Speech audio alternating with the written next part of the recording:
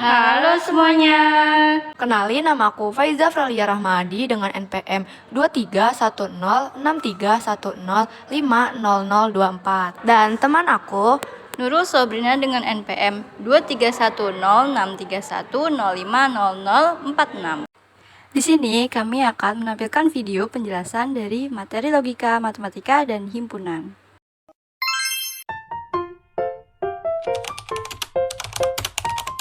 Hai Nurul, mau nggak nanti kita belajar bareng tentang materi proposisi? Oh, boleh. Di mana nanti? Di rumahku aja, jam 12 siang ya. Oke, nanti aku ke rumah kamu ya. Oke, ditunggu ya. Yuk, langsung kita mulai aja. Oh ya udah. Sebelum itu, kamu tahu nggak sih proposisi itu apa? Aku tahu, jadi proposisi adalah kalimat deklaratif atau pernyataan yang bernilai benar atau salah, tetapi tidak dapat sekaligus keduanya. Kebenaran atau kesalahan dari sebuah kalimat tersebut disebut dengan nilai kebenaran. Proposisi disebut juga dengan kalimat tertutup. Proposisi biasanya dilambangkan dengan huruf kecil seperti P, Q, dan R. Misalnya, P sama dengan 6 adalah bilangan genap. Pernyataan tersebut adalah benar. Kalau contohnya seperti apa? Contohnya, tentukan proposisi benar atau salah. Yang pertama, 6 adalah bilangan genap. Pernyataan tersebut yaitu benar. 2 tambah 2 sama dengan 4, pernyataan tersebut bernilai benar. 12 kurang dari 9, pernyataan tersebut salah. Serahkan uangmu. Pernyataan tersebut salah dikarenakan kalimat tersebut merupakan kalimat perintah. Berapa harga buku itu? Pernyataan tersebut salah karena kalimat tersebut adalah kalimat tanya. Terus selanjutnya itu kan ada kombinasi proposisi ya? Ingat nggak ada apa aja? Oh, itu ada konjungsi, disjungsi, dan negasi, tapi belum terlalu ngerti aku. Jadi kombinasi proposisi itu ada 3. Benar banget sama yang udah Faiza sebutin tadi. Nah di sini kita misalkan P dan Q adalah proposisi. Nah yang pertama itu ada konjungsi. Nah konjungsi ini dinyatakan dengan notasi P konjungsi Q, yang artinya proposisi P dan Q. Nah lambang konjungsi ini seperti huruf V terbalik. Terus yang kedua itu ada disjungsi. Disjungsi ini dinyatakan dengan notasi P disjungsi Q adalah proposisi P atau Q. Nah lambangnya ini kebalikan dari konjungsi, yaitu huruf V. Nah V ini artinya atau, jadi dibacanya proposisi P atau Q. Nah yang ketiga ada negasi atau ingkaran. Nah di sini kita misalkan negasinya dari P. Nah negasi P dinyatakan dengan notasi negasi P. Negasi ini dilambangkan dengan seperti garis bergelombang. Nah, artinya itu adalah proposisi tidak P. Contohnya kayak gimana sih? Nah, di sini ada contohnya, yaitu pernyataan P adalah hari ini hujan. Kemudian pernyataan Q, murid-murid diliburkan dari sekolah. Nah, untuk P konjungsi Q berarti hari ini hujan dan murid-murid diliburkan dari sekolah. Kemudian untuk P disjungsi Q itu menjadi hari ini hujan atau murid-murid diliburkan dari sekolah. Nah untuk negasi dari P berarti hari ini tidak hujan. Jadi seperti itu Faiza. Oh, itu nanti bisa dibuat tabel kebenaran ya? Benar banget. Kamu paham kan buat tabel kebenarannya gimana? Paham. Jadi, menentukan nilai kebenaran proposisi majemuk yaitu dengan cara menggunakan tabel kebenaran. Misalnya, P dan Q adalah proposisi. Yang pertama itu ada konjungsi, bernilai benar jika P dan Q keduanya benar. Selain itu, nilainya salah. Yang kedua itu ada disjungsi, bernilai salah jika P dan Q keduanya salah. Selain itu, nilainya benar. Yang ketiga ada negasi, yaitu bernilai benar jika P salah. Sebaliknya, bernilai salah jika P benar. Berikut merupakan tabel kebenaran konjungsi, disjungsi, dan ingkaran. Nah, kalau udah tahu, kita langsung ke materi selanjutnya aja ya. Boleh, lanjut aja. Selanjutnya itu ada proposisi majemuk. Yang pertama itu tautologi dan kontradiksi, di mana sebuah proposisi majemuk disebut tautologi jika ia benar untuk semua kasus, yang artinya setiap kasusnya itu bernilai benar. Jadi tidak ada yang salah, disebut tautologi. Nah sebaliknya itu disebut kontradiksi jika ia salah untuk semua kasus, berarti setiap kasusnya ia bernilai salah, jadi tidak ada yang benar.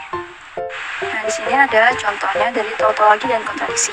Yang pertama itu kita misalkan mencari nilai kebenaran P disjungsi negasi dari P konjungsi Q. Nah berikut sudah tertera tabelnya, di mana hasil nilai kebenaran P disjungsi negasi dari P konjungsi Q itu bernilai benar semua, maka disebut tautologi.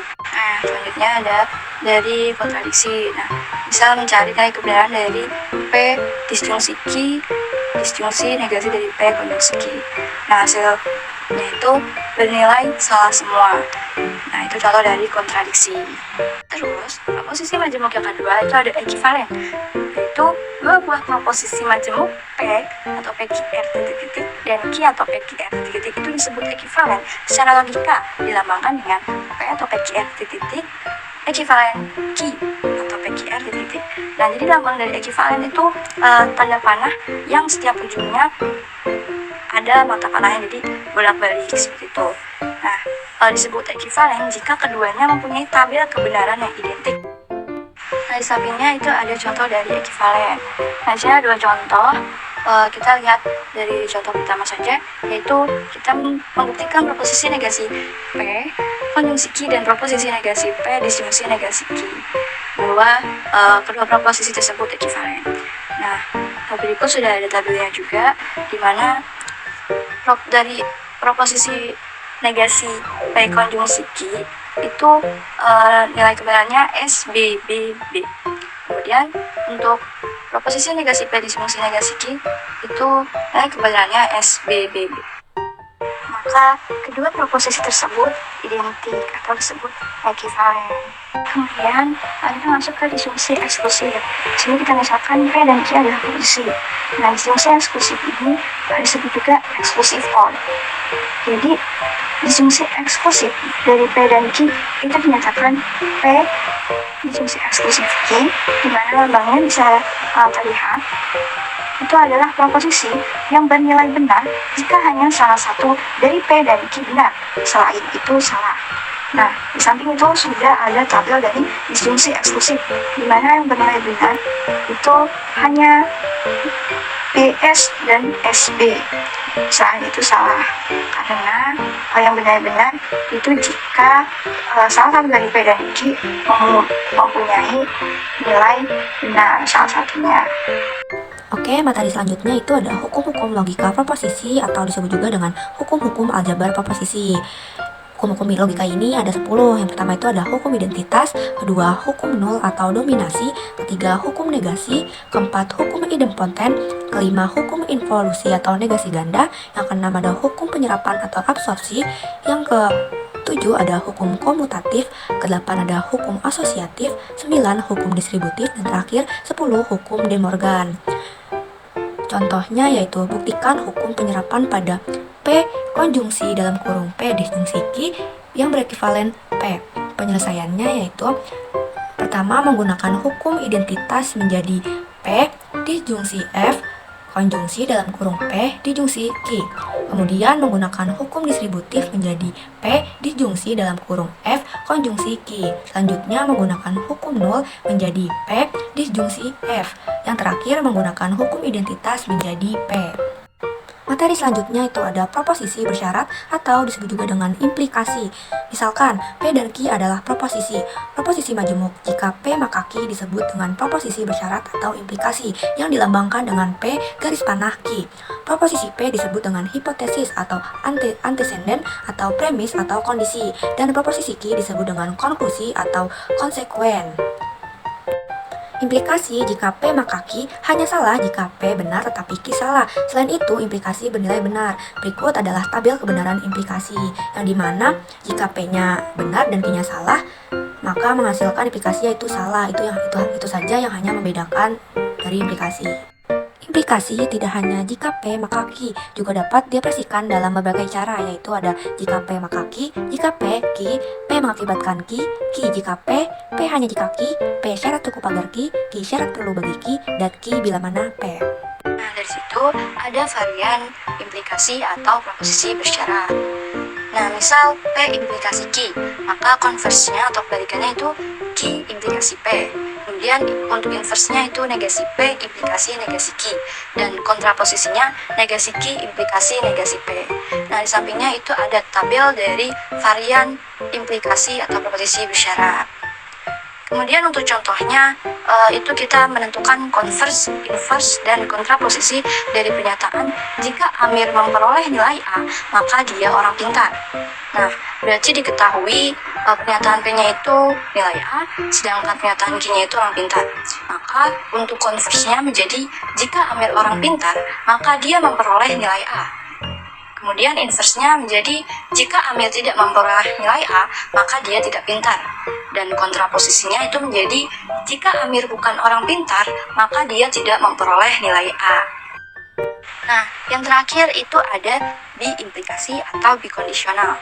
Nah, misalkan P dan Q adalah proposisi, maka proposisi majemuk P jika dan hanya jika Q itu disebut bikondisional atau bi-implikasi dan dilambangkan dengan P biimplikasi Q. Lambangnya seperti yang digambar. Nah, untuk pernyataan P biimplikasi Q itu adalah benar bila P dan Q mempunyai nilai kebenaran yang sama, yakni P biimplikasi Q benar jika P dan Q keduanya benar atau P dan Q keduanya salah. Nah, di bawahnya ini ada tabel dari biimplikasi. Seperti yang tertera pada tabel, jadi yang bernilai benar itu jika P dan Q-nya benar dan P dan Q-nya keduanya salah. Bikondisional P dan Q itu ekivalen secara logika dengan P implikasi Q konjungsi Q implikasi P. Dengan kata lain, pernyataan P jika dan hanya jika Q itu dapat dibaca jika P maka Q dan jika Q maka P. Nah, di bawah ini adalah tabel kebenaran untuk pembuktian bikondisional P dan Q ekivalen dengan P implikasi Q konjungsi Q implikasi P.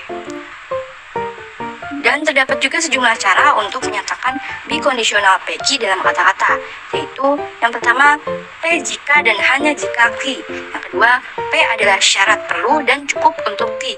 Yang ketiga, jika P maka Q, dan sebaliknya itu jika Q maka P. Yang keempat ada P if Q. Jadi kurang lebih gitu deh untuk materi proposisinya. Iya ya, aku jadi makin ngerti jadinya. Iya kan? Ternyata belajar bareng itu bikin makin paham, terus lebih seru juga. Iya, makasih ya udah bantu jelasin. Iya, makasih juga ya udah diajak. Kalau gitu, aku pulang dulu ya. Cukup sekian penjelasan dari kami. Semoga teman-teman semua bisa paham ya. Kurang lebihnya mohon maaf. Bye-bye semua.